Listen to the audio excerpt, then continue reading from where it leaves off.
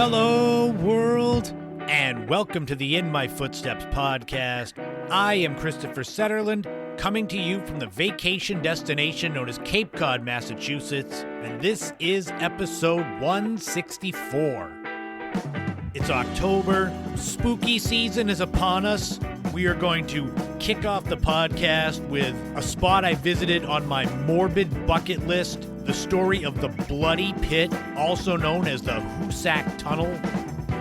We're going to go way, way back in the day and look at the rock and wrestling connection, the union between MTV and the World Wrestling Federation in the mid-1980s. There's going to be a brand new top 5 that are the funniest knockoff brand products ever. Some of these are scary, how stupid they are.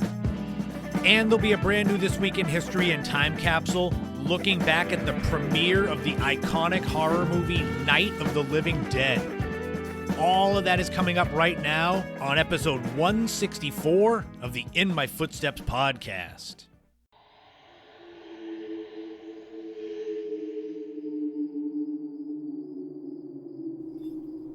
Welcome in, everybody.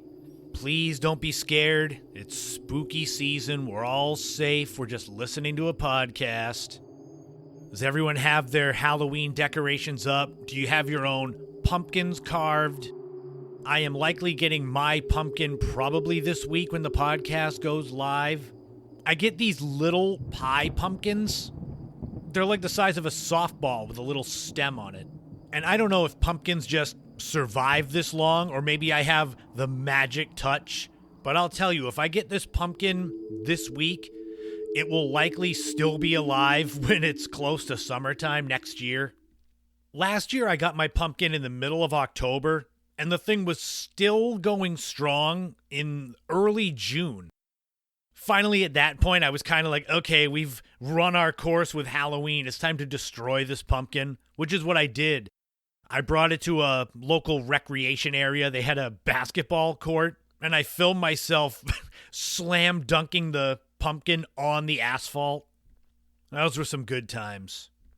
I can't kick off spooky season without starting the show the way I always do, and that's thanking my Patreon subscribers.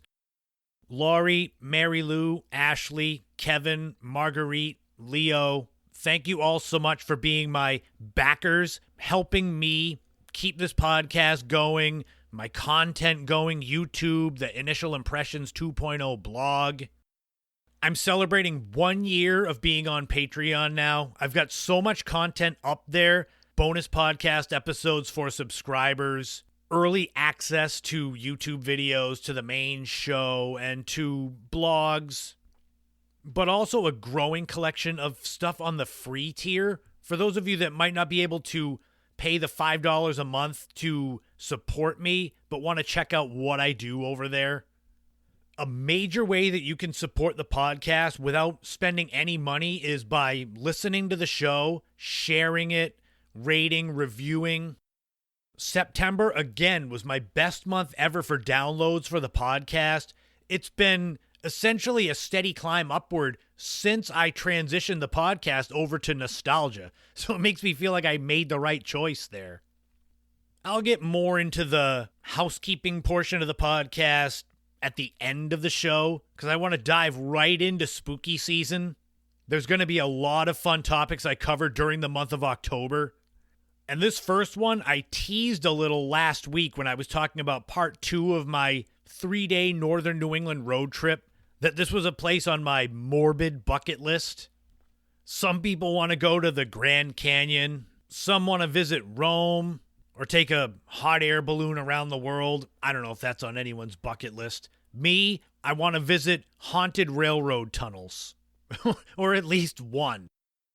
So let's kick off episode 164 of the podcast and kick off spooky season with my experience and the overall story of the Hoosac Tunnel, also known as the Bloody Pit, starting now.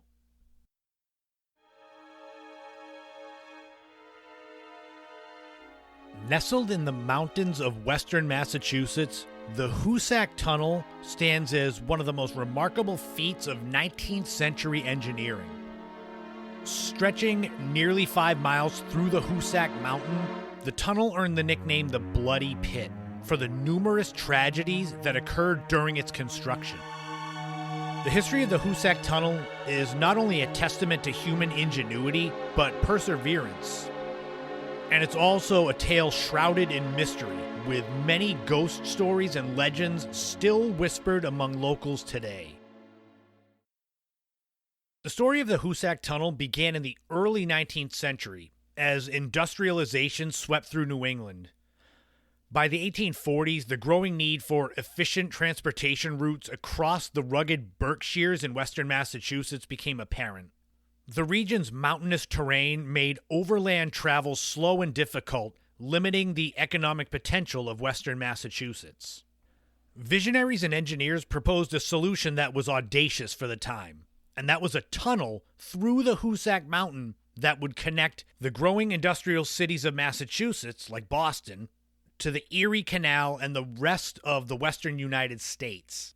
The idea for the Hoosac Tunnel was first conceived by Alva Crocker, who was a Massachusetts businessman and politician in the 1840s. Crocker believed that a tunnel would be the key to unlocking the economic potential of the region. After a lot of debate, the Massachusetts General Court approved funding for the project in 1851. But from the beginning, the construction of the Hoosac Tunnel faced enormous challenges. Think about it. In that era, it was before modern drilling technology, so workers had to rely mainly on hand tools, black powder, and the newly invented nitroglycerin to blast through solid rock. And the progress would be slow and arduous, tunneling through schist, granite, and other rock formations. After numerous difficulties and delays, the original contractor, Herman Haupt, was terminated in 1856, and the state took over the project.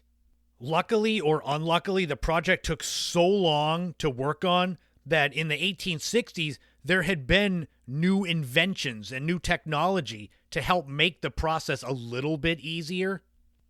The introduction of pneumatic drills and later the use of compressed air to ventilate the tunnel marked the beginning of a new phase in construction. These technological advancements brought new dangers, though. Nitroglycerin, which is a volatile explosive, was used extensively during construction, and although it allowed for faster drilling, it also led to tragic accidents. And possibly the most famous one is in 1867, when an explosion killed 13 workers when nitroglycerin detonated prematurely. Over the course of the construction of the tunnel, nearly 200 men lost their lives due to cave-ins, explosions, and other accidents. These tragedies led to the Hoosac Tunnel's ominous moniker of the Bloody Pit. In all, it took nearly 25 years to create the Hoosac Tunnel. It was finally completed on November 27, 1874, stretching 4.75 miles. At the time, it was the longest tunnel in North America and second longest in the world. After the tunnel's completion, it did open up avenues for trade, linking Boston to the west and allowing for more efficient transportation of goods over land. But the tunnel's history of tragedy and death left an indelible mark on the region. As much as the Hoosac Tunnel is known for helping open up shipping routes for New England and the Northeast in general, it's known as much or maybe even more for being purported to be the most haunted spot in Massachusetts. Tales of hauntings have persisted for well over a century. One of the most famous ghost stories associated with the Hoosac Tunnel is the tale of the ghost miners. According to local lore, after the explosion in 1867 that killed 13 workers, strange occurrences began to happen in the tunnel. Other workers reported seeing full-body apparitions of men carrying lanterns, hearing eerie voices, and the sound of footsteps echoing in the darkness. In one account, a crew of workers entered the tunnel to begin their shift, but were suddenly overwhelmed by an inexplicable feeling of dread. They claimed to see shadowy figures moving in the darkness, and some even heard whispers urging them to leave. And terrified, the workers did. They fled the tunnel, refused to come back.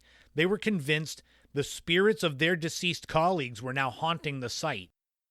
There's been more paranormal occurrences that have been reported over the years, including the sighting of a ghostly man dressed in old-fashioned clothing near the entrance of the tunnel. Some visitors have reported hearing distant sounds of pickaxes and hammers.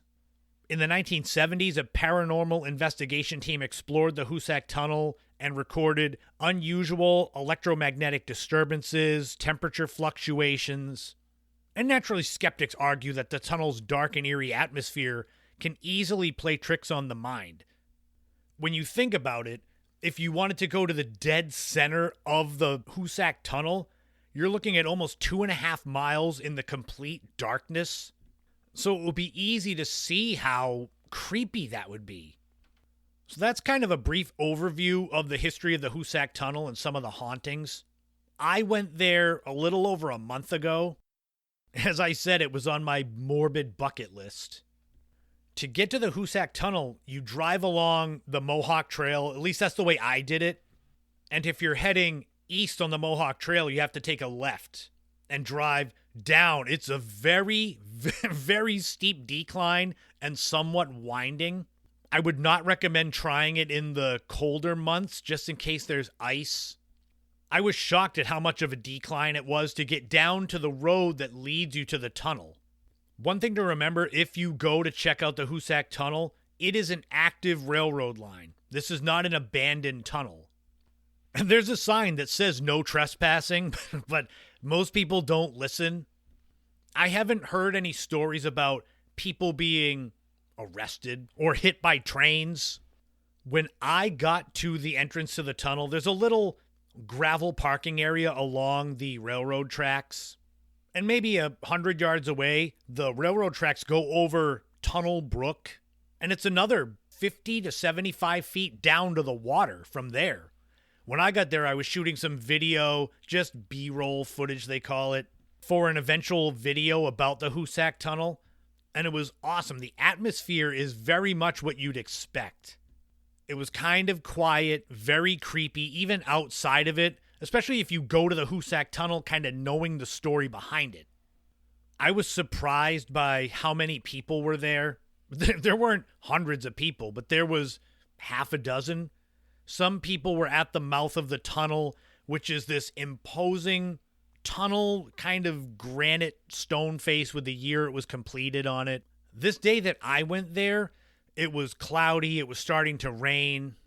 There were a few people leaving the tunnel, going to their cars to drive away, but I saw two men, probably early 70s, and one of them was a local and an expert on the Hoosac Tunnel and kind of places to go around, because you can hike up behind the tunnel, up and over it, and there's a couple of waterfalls.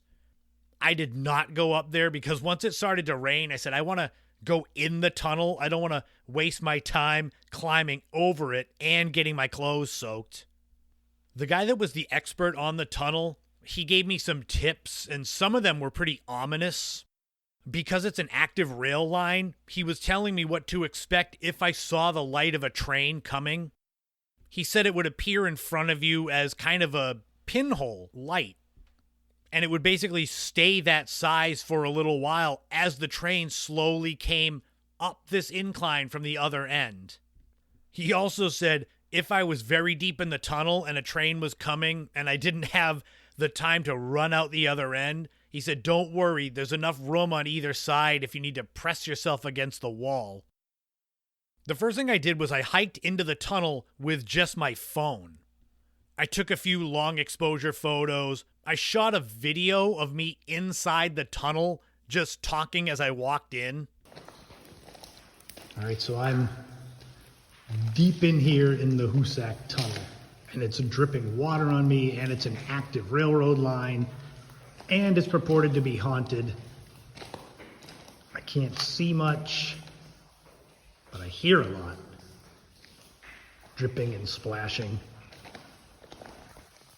I don't know how much further I'm going to go in. I'm about 1,000 feet, 1,500 feet in. That's why all you see is dark. Hear the noise though?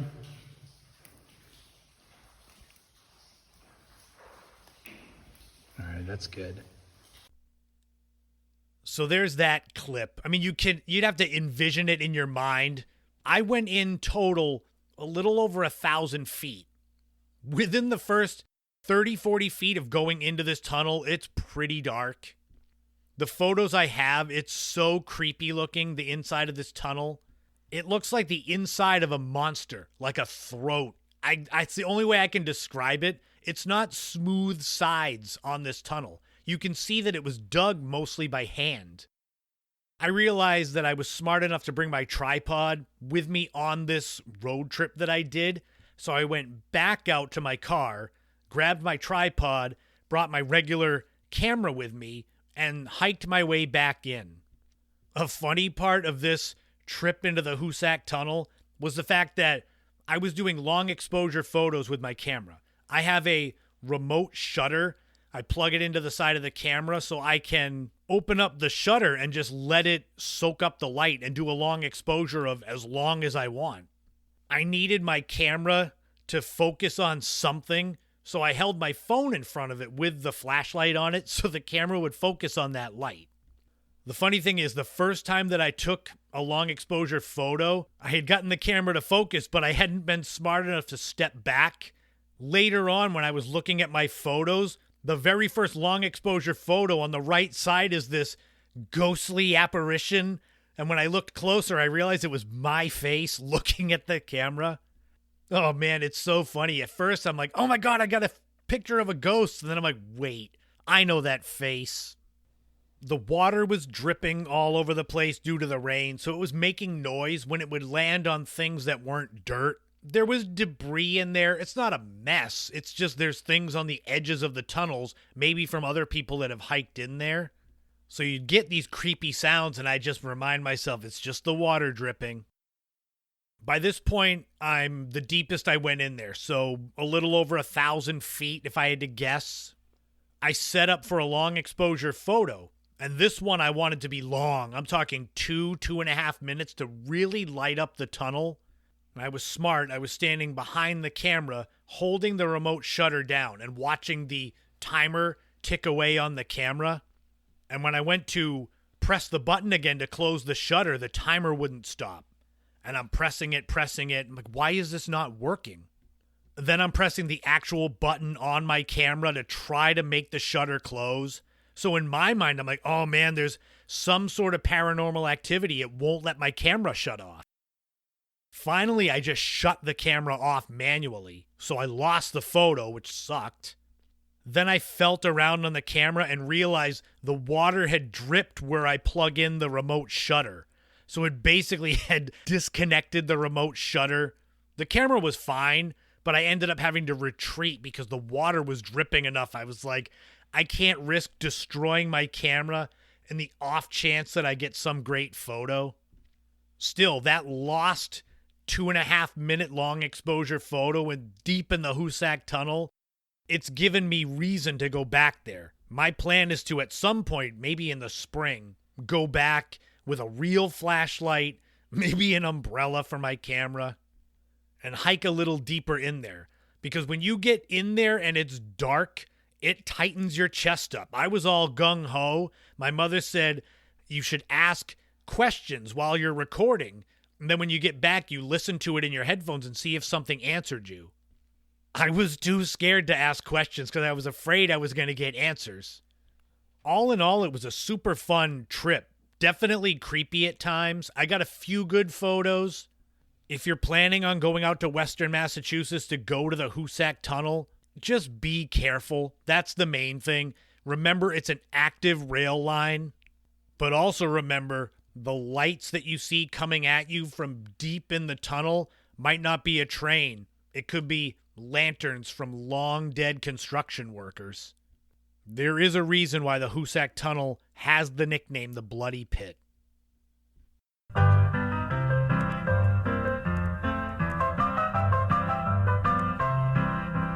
This week in history, we are going back 56 years to October 1st, 1968, and the premiere of the iconic horror movie classic Night of the Living Dead.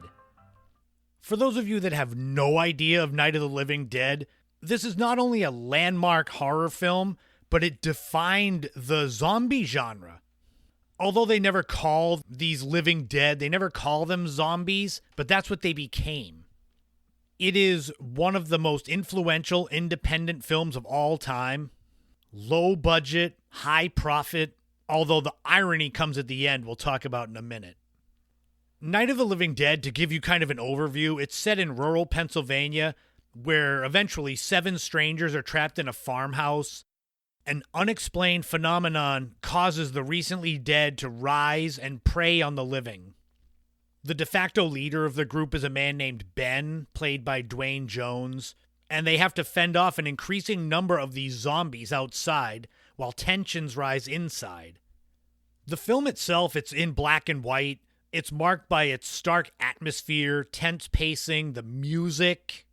And for those that haven't seen it, I won't spoil it, but there's a twist at the end that kind of reinforces the cynical worldview of the late 1960s.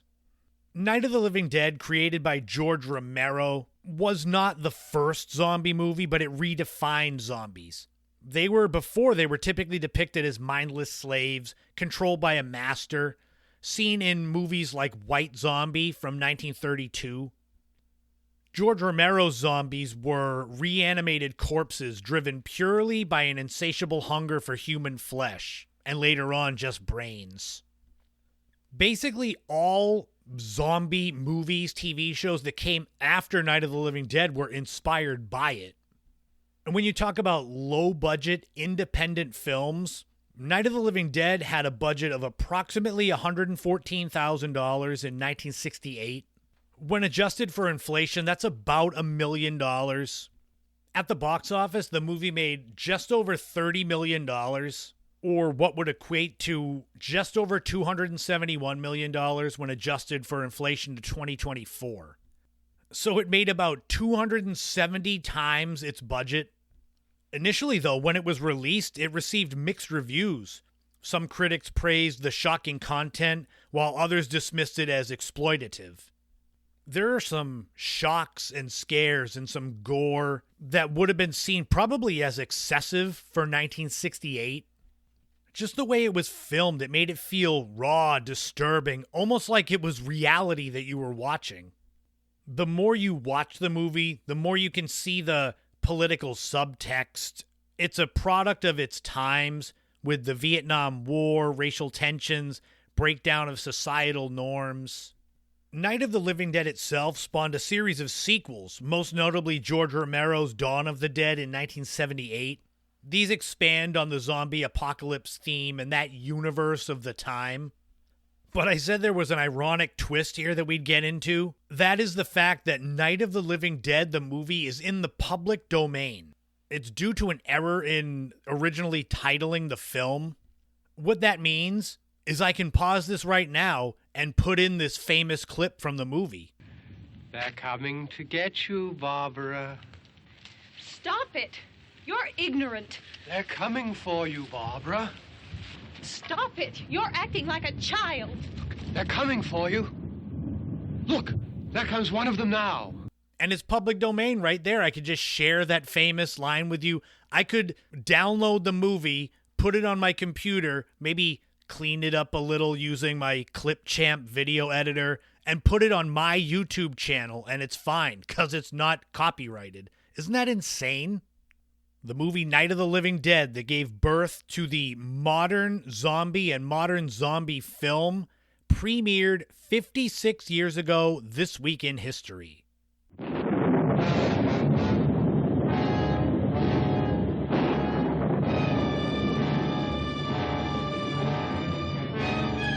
Well, since it's spooky season, we had to have a spooky intro to the new time capsule. We're going to stick to the same day that Night of the Living Dead premiered, October 1st, 1968. What was going on in the world of pop culture back then? Well, let's find out. The number one song was Hey Jude by the Beatles. One of, if not the most famous song by a band that has dozens and dozens of famous songs. This song was actually released as a non-album single, with the B-side being Revolution. You talk about a 1-2 punch on a single. The song was number one for 9 weeks, and it set the record for longest tenure of any song at number one, which it held for 9 years.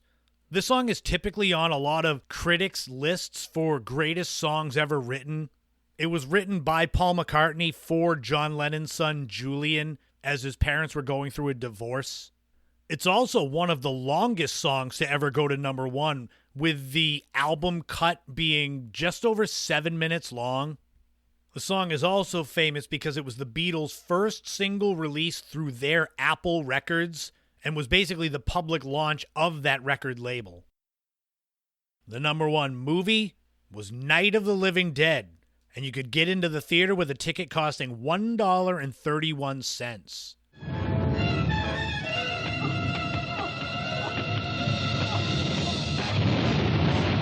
There's another clip from the movie. Because it's public domain, I'm going to just wear it out. I'll just have clips from that movie all throughout the podcast all month. No, I won't do that.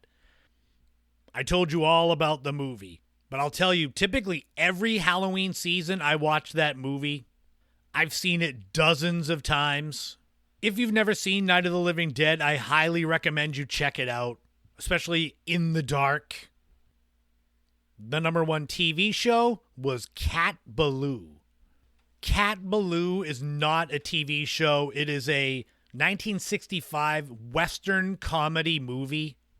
It starred Jane Fonda and Lee Marvin, with Lee Marvin winning a Best Actor Academy Award for his dual role in the film. And if you were around back then, October 1st, 1968, it's fall season. Maybe you're looking for some new fall fashion. Well, you're in luck. Because if you look in the 1968 Sears fall catalog, you could learn what it's like to be a neatnik. What is a neatnik? Well, many of you might know what a beatnik is. It's a young person in the 1950s, early 60s, part of the subculture, the beat generation. So what is a neatnik? According to the Sears catalog, a neatnik can be anyone, as long as you live in the no-iron world of Sears perma-pressed clothes. There are coats and blouses. There are full outfits that you can buy and become a neatnik. Did any of you out there of that age that would have been around back then, did you buy any clothes from the Sears catalog because you wanted to be a neatnik? Man, you talk about cringy. But that'll wrap up a spooky This Week in History and a spooky time capsule with neatniks. But we'll go from spooky to bringing the laughs and shaking your head as we look at the top 5 funniest knockoff brand products coming up right now.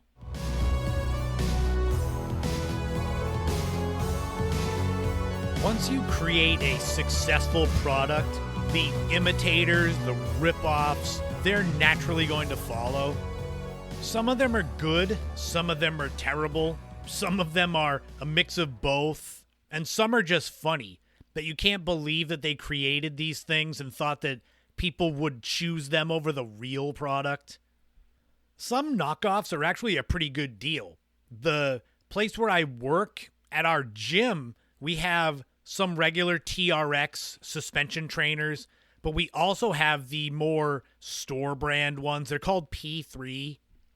If you didn't see the label, you wouldn't know there was any difference. So that's, I guess, a quality product. I cannot say if all of these products I'm going to talk about were quality. I just know they're funny looking and can't believe that they were real. Some of them are still around, so if you feel like going to get them, you can. As with most of the top 5s, there are some honorable mentions, and the list is in no particular order.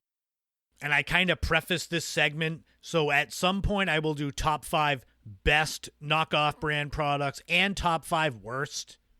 But this will be mostly laughs. Let's start off with the honorable mentions, though. I'll briefly touch on these because I'm figuring all of these that I talk about you'll have no idea of. Well, maybe a couple. I don't want to say that. I don't want to sell you guys short. Honorable mentions for funniest knockoff brands include Sprint soda from Austria. Sprint is very rare, from Austria, from the Esserom food brand. What I found funniest is, besides it's a Sprite knockoff, is the fact that Sprint used to be a telephone company in the United States. So that's why I laughed at that one. There's also Two Guys Burgers. It's located in Bellingham, Washington. It's a burger place. Obviously a ripoff of Five Guys. It's like 3 of the 5 guys got fired, but they just kept going. From what I can see, based on their reviews on Google, Yelp, TripAdvisor, they kind of average about a 3.5 out of 5 rating. We all know, though, that Two Guys Burgers is not the best fast food ripoff. That has to go to McDowell's from Coming to America. Look exactly like McDonald's, except don't forget, they're nothing like them. They don't have the Big Mac. They have the Big Mick. They both got 2 all-beef patties, special sauce, lettuce, cheese, pickles, and onions. But remember, the huge difference. McDonald's buns have seeds. McDowell's have no seeds. Please stop me before I just recite Coming to America end to end. Another honorable mention is a game called Don't Fall Down. If you look at the pictures of this game, it's Twister. Different colored spots. You got to spin the wheel and put a hand or a foot on them and try to not fall down. Talk about taking the object of the game literally. There's another game called Ill-Tempered Birds. Gee, I wonder what that's a ripoff of. Angry Birds? It's funny what you can get away with. I don't know if Ill-Tempered Birds, if the game got sued, because the characters on the cover look pretty much like what you would expect in Angry Birds. I don't know if the creators changed the characters just enough so they couldn't get sued. Kind of like Vanilla Ice when he stole Queen's Under Pressure song and put like one note in there and said, look, it's totally different. It's not the same music. The final honorable mention is a European game console called Game Child. No, it's not Game Boy. And I don't think they ever made a Game Girl, but they made Game Child. It looks exactly the same as a Game Boy. And there are claims, rumors that there's supposed to be multiple games you can play for this. But I would say don't trust that. Don't get a Game Child. Well, that was a lot of description to get through the honorable mentions. Let's get into the actual top 5. Let's start with number 1. I can't even get through without laughing. The product's name is Unbelievable This Is Not Butter. Who do you think that's a ripoff of? This is a Taiwan brand, a ripoff of I Can't Believe It's Not Butter. It's just like a different exclamation. I'm figuring anyone out there could make their own ripoff of this, just having a different phrase. Just like, wow, this isn't butter? I can't believe it. Just have the title be the whole front of the package. I've been looking online to see if you can find and order this. I don't know why you'd want to when you can get I Can't Believe It's Not Butter in every store. But if you were curious, there's pictures all over the internet of the packaging, but no way to order it. Sorry. Number 2 is another one I had to laugh at. Sharp Hand Joe. Now, if I gave you a second to think about what it was, if I said it was a toy, I don't think you'd get it even then. Sharp Hand Joe is a knockoff Freddy Krueger action figure. He's part of maybe a series called Monster Vampire. At least that's the packaging that I've found. Instead of a green and red sweater, it's white and red. These were made in China. The name of the company I can't see because all the pictures of the Sharp Hand Joe in the packaging, his foot is covering the name of the company. The irony of this is not only did it become an internet meme, but if you have Sharp Hand Joe in its packaging, you can get triple digits, a couple $100 for those. They're more valuable than any Freddy Krueger action figure, real ones. But we'll move on to something that you could actually get pretty easily in the store if you wanted, and that's number 3, Hee Haw Soda. It's from the Hy-Vee supermarket chain. And just the name Hee Haw made me laugh as soon as I saw it. I'm like, that's on the top 5 no matter what else I find. Hee Haw is, every time I say it, I laugh. Hee Haw is a ripoff of Mountain Dew. Lemon lime soda. I do have some bad news, though. Even though Hy-Vee has more than 240 locations, they're all in the Midwest. So if you're listening in Illinois, Iowa, Kansas, Minnesota, Missouri, Nebraska, South Dakota, or Wisconsin, if you're close, you can drive and get Hee Haw soda. I don't know. I don't know why they named it that, unless they just wanted people to laugh and then feel good and go buy their Hee Haw soda. Here's another one that might make you laugh, though. That's number 4, Cat Caught. This is an Egyptian candy bar. Cat Caught. What does it sound like? You're right. It's a ripoff of Kit Kat. Its catchphrase is, have a break, have a cat caught. I have no idea if these taste similar to regular Kit Kats or if the Egyptians put their own spin on it. I've tried to find places to shop for Cat Caught, but it won't give me any links. It just brings me to Kit Kat. And finally, another one that popped right into my head when putting this together was number 5, and that is Nice Soda from Walgreens. The reason that this one popped into my head was the fact that it reminded me of my Nana, and I'll explain. When we would go over to her house for Sunday dinner or dinner during the week, she always made great food. A lot of it would be simple. American chopped suey, New England boiled dinner, hot dogs and beans, or more extravagant stuff on holidays. But anyway, when she would make this, if we would ask, Nana, what's for lunch or what's for dinner? She would tell us the menu like she was trying to sell it to us. And certain foods would be nice. I especially remember nice warm rolls. Like she knew we wouldn't like them the most, so she put a little bit of extra pizzazz behind it. So every time I see Nice Soda in Walgreens, I think that my Nana helped them name it because they knew people wouldn't want the store brand next to the regular ones. If you want nice soda, the Walgreens, not just some nice soda. They've got tons of flavors: cola, black cherry, lemon lime, ginger ale. I wonder if one of you out there listening will buy Nice Soda at Walgreens, and when you start to pour it, you'll say, hey, it's that podcast guy's grandmother named it.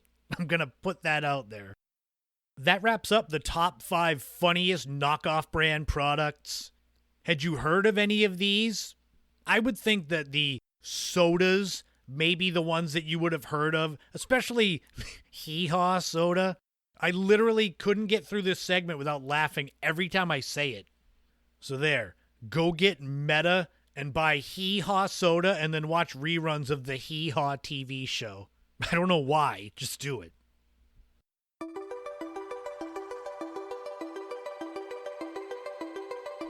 Oh man, we're really getting into my wheelhouse of childhood with this back in the day segment. I started watching professional wrestling, namely the World Wrestling Federation, in February 1986. I can still remember the first ever show that I watched that came from Boston Garden. It was on New England Sports Network, NESN. I don't know if it was the main event, but the match I remember most was Macho Man Randy Savage defeating Tito Santana to win the Intercontinental title using the dreaded foreign object to knock him out. I was 8 years old then when I started watching wrestling. I was a huge fan for a long time in my life. The only reason I don't talk more about pro wrestling on the podcast is, A, I've got to work it into the nostalgia, but there are also a lot of pro wrestling podcasts that have way bigger followings than me, and I'm like, why do I want to bark up that tree when I can try something else? When I started watching the WWF, they were starting to become a national brand. And little did I know when I was that age that they were smack dab in the middle of one of the most important periods in the history of the pro wrestling industry. That is known now as the Rock and Wrestling Connection. That was the connection between the World Wrestling Federation and music television, MTV. So we're going to look at that connection, some of the main players, and some of the main events. We got to start off with the birth of MTV. In August 1981, they launched as the first music television network. And it didn't take long for them to become a cultural force, influencing the youth with its focus on music, fashion, attitude. My family got cable, I believe, in 1985, and that's when I got my first introduction to MTV, and then not too long after, professional wrestling. The WWF, at the time that MTV was starting to make its name, was owned by Vince McMahon Sr., who sold it to his son, Vince Jr. It was Vince McMahon Jr. that sought to expand professional wrestling beyond its smoky, dimly lit, arena-type atmosphere. His goal was to make it more acceptable, more mainstream, and he knew that having to do that would mean reaching out to the youth and tap into that market. It seemed natural that MTV would be the perfect partner for the WWF to help reach the youth market. So it was 1984 that McMahon approached MTV with the idea of blending music, entertainment, to create something he would call sports entertainment. This deal would be mutually beneficial, as MTV was still relatively new, and they could capitalize on wrestling's drama, colorful personalities, and that violence.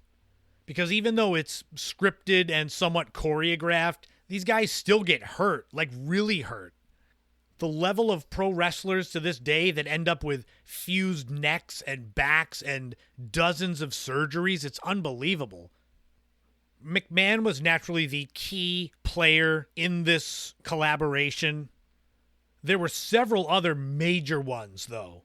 Cyndi Lauper, she is probably one of, if not the most important non-wrestling personality in the history of the business.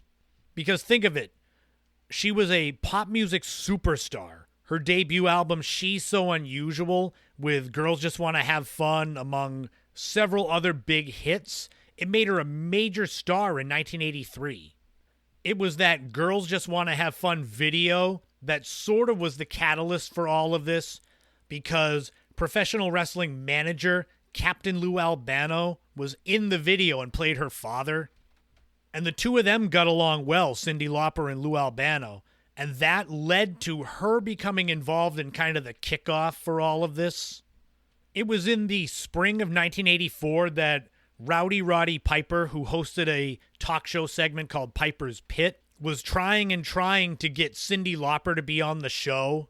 This culminated on a May 29th, 1984 episode of Piper's Pit, where Captain Lou Albano, who was a heel on TV, a bad guy, convinced Cyndi Lauper to come on Piper's Pit, and the two of them were bullying her until she finally snapped, and she was wailing on Captain Lou with her purse and ripping Roddy Piper's shirt.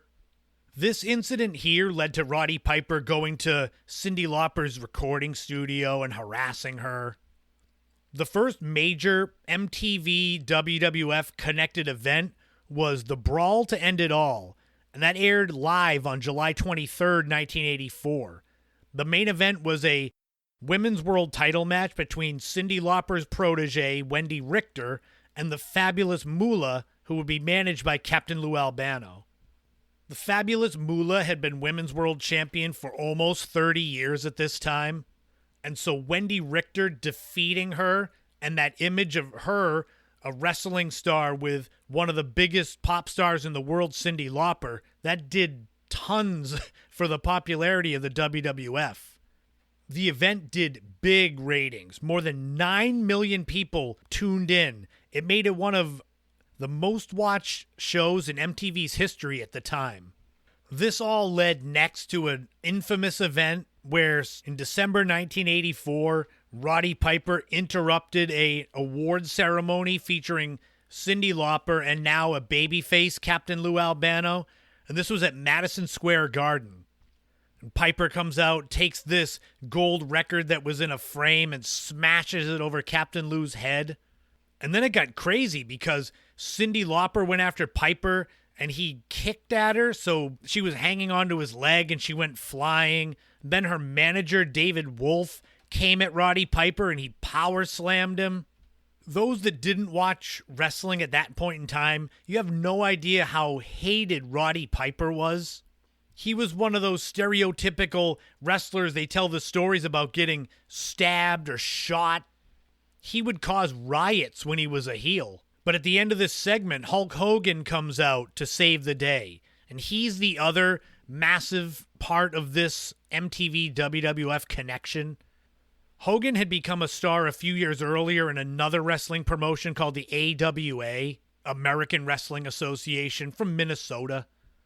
But Hogan had become a big star there, coupled with his appearance in the movie Rocky III as Thunderlips. When he signed with the WWF at the end of 1983, Vince McMahon immediately strapped the rocket to him. He was the world champion within a few weeks of signing. This brought in the era of Hulkamania, the golden age of the WWF. This led to the next collaboration with MTV, the War to Settle the Score, that aired live on February 18th, 1985. The main event of this night was Hulk Hogan defending his WWF World Championship against Rowdy Roddy Piper. Cyndi Lauper was in Hulk Hogan's corner. Piper had his friends Paul Orndorff and Cowboy Bob Orton there. Mr. T was in the front row, so this was sowing the seeds. Because the event ended in a disqualification, so Hogan won, but he didn't actually beat Roddy Piper. Roddy Piper was one of the only heels during that Hulk Hogan run that didn't just get fed to him and beaten. That's what made Piper such a huge star. He never got pinned by Hulk Hogan during that era. But after Piper and Orndorff and Bob Orton attacked Hogan, Mr. T kind of made the save.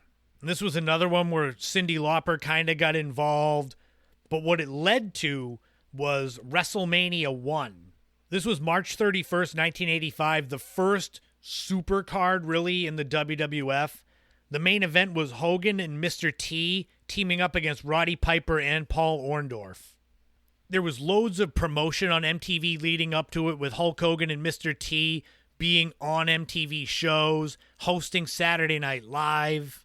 This point in the mid-1980s was as mainstream as wrestling had ever been, and probably the only time that was as mainstream or more was the Attitude Era, which was the late 1990s into the early 2000s. The first WrestleMania had tons of celebrities, not many great matches, but besides Cyndi Lauper, you had Liberace, Muhammad Ali, the Rockettes, Billy Martin. After that, after WrestleMania 1, the partnership dissolved not so long after. There wasn't any falling out. I think by this point, Vince McMahon realized the WWF was so big that they didn't need any help. Same with MTV. They both helped each other grow and gain a new audience. It wasn't the end of the collaboration. In the early 2000s, WWE at the time had their show Tough Enough, which was a reality show trying to find a new WWE superstar. That was on MTV.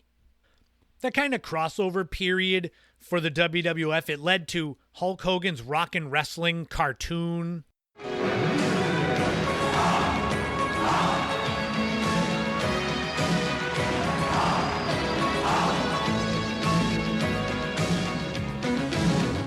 So many of the wrestlers at the time became known outside of wrestling. Hogan, Piper, Jesse the Body Ventura, Andre the Giant, Macho Man Randy Savage. They would all get their own either movie deals or commercial deals. The MTV WWF connection stayed kind of loose for the next few years because Mr. T got involved during the War to Settle the Score on MTV, and he stayed connected to the WWF for the next couple of years, even appearing as a special guest referee for matches in the summer of 1987. Once Mr. T stopped being involved, that was kind of the beginning of a slow decline for the WWF that really cratered out in 1995. It's widely considered the worst year of pro wrestling, and I was watching at the time, and yes, I can say it was. When I started watching wrestling, though, in February 1986, it was the lead up to WrestleMania 2. All these larger-than-life characters. It instantly became appointment viewing for me. The weekend shows, Superstars of Wrestling, and Wrestling Challenge. For me, the biggest one was Primetime Wrestling. That was on Monday nights from 9 to 11.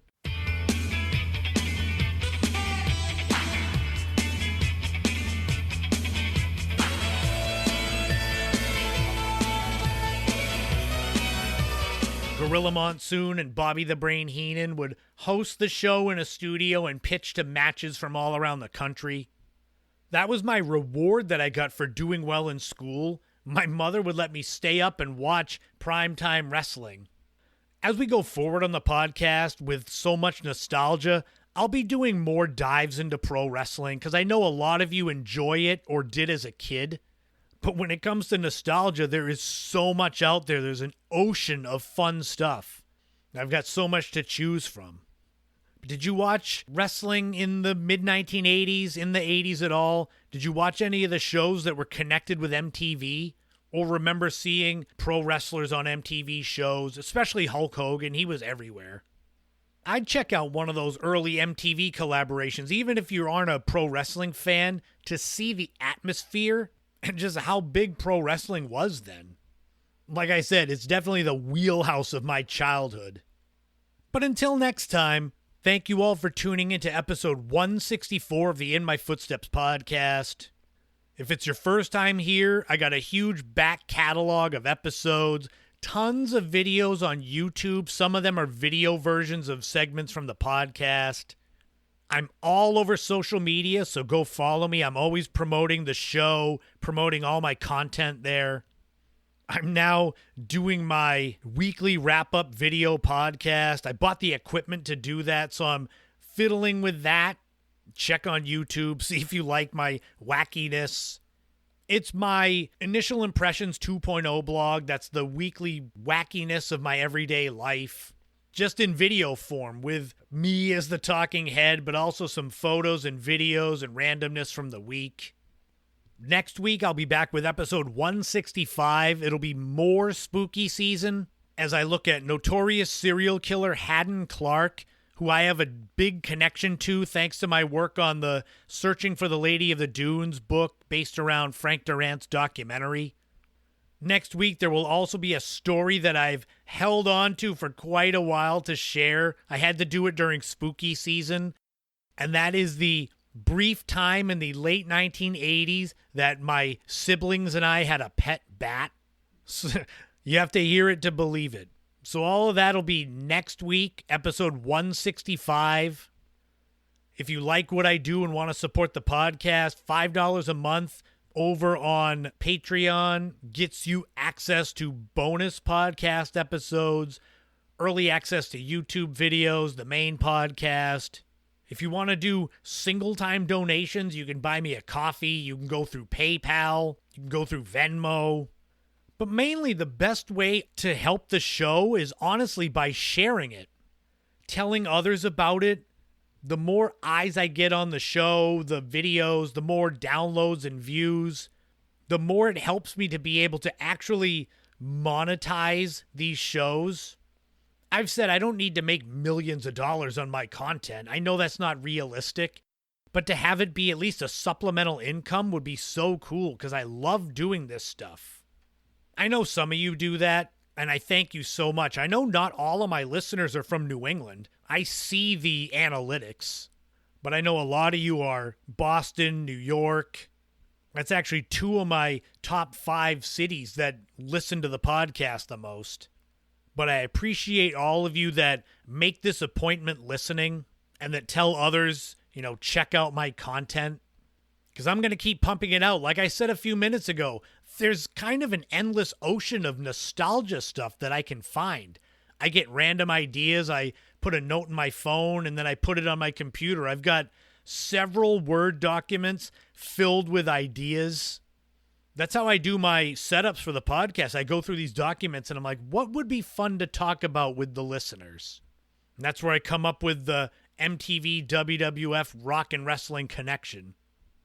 If you're interested in any of my 9 books, visit my website, ChristopherSetterland.com. There's links to all of them over there.